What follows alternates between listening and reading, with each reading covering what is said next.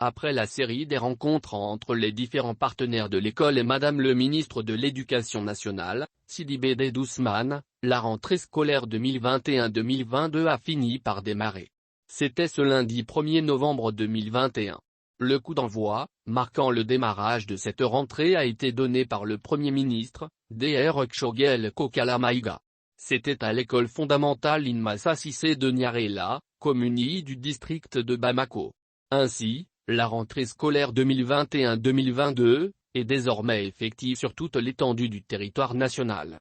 Cette année, la rentrée scolaire est placée sous le signe des changements climatiques, d'où le lancement du projet « Opération, un élève, un arbre ». À travers cette opération, le gouvernement du Mali veut contribuer à freiner l'avancée du désert. C'est-à-dire, créer les conditions de plantation et d'entretien d'arbres pour les élèves dans les établissements scolaires.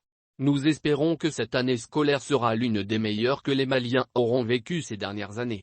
Nous souhaitons que la lutte contre le réchauffement climatique soit ancrée dans l'esprit de la jeunesse comme étant une mission qui s'impose à tous, a déclaré le Premier ministre.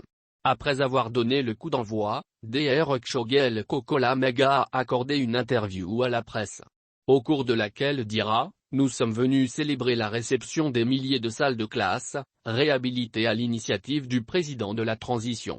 Et aussi la conférence des Nations Unies sur le climat, COP26, qui se tient à Glasgow. Notre pays est aussi victime du réchauffement climatique. C'est pourquoi, nous avons symboliquement planté des arbres. Le Premier ministre a aussi salué l'esprit patriotique des syndicats de l'éducation signataires du 15 octobre 2016 et du Syndicat national de l'éducation et de la culture, SNEC, dont les dirigeants, dans un esprit d'apaisement, ont appelé à une rentrée scolaire réussie. Dr Tchogel a également rendu hommage à la Fondation Bali pour avoir équipé plusieurs salles de classe en table-banc. De son côté, Madame le ministre de l'Éducation nationale a d'abord salué la présence de tous les acteurs de l'école à cette rentrée. Nous avons souhaité que les enseignants et les élèves soient présents ce matin dans les classes. Cela est effectif, s'est félicité Madame Sidi Bed Ousmane.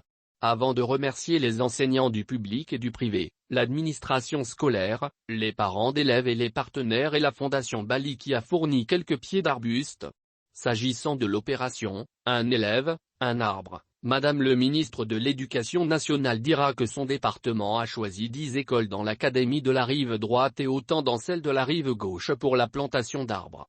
Nous avons intégré le changement climatique à l'éducation dont nous ressentons les effets néfastes pour que nos apprenants du préscolaire au supérieur sachent que c'est une préoccupation nationale, a-t-elle ajouté. De même, elle se dit heureuse de constater que la rentrée a été inclusive. Le président des coordinateurs des comités de gestion de l'école fondamentale Inmassa Cissé a salué les efforts des plus hautes autorités du pays pour leur volonté affichée dans la résolution de la crise scolaire. Bamba Tidiane Kanadji a aussi fait savoir que les effectifs de l'école communautaire de Niarela seront accueillis dans l'un des blocs réhabilités, actuellement en chantier.